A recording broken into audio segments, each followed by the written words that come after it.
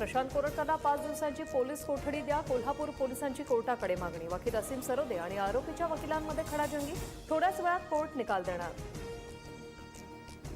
कोल्हापूर कोर्टाबाहेर कोरटकर विरोधात आंदोलन करण्याचा प्रयत्न. पोलिसांनी एका आंदोलकाला ताब्यात घेतलं. अनोळखी व्यक्तींना कोर्टात प्रवेश करण्यास मनाई.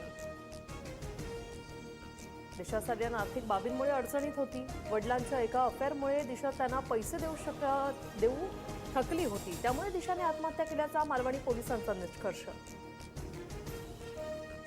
कोरोनाची साथ असल्यानं दिशा सल्यानच्या पोस्टमॉर्टमला उशीर झाला. 11 जूनला कोरोना रिपोर्ट निगेटिव्ह आल्यानंतर दिशाचं पोस्टमॉर्टम करण्यात आलं. सूत्रांची माहिती.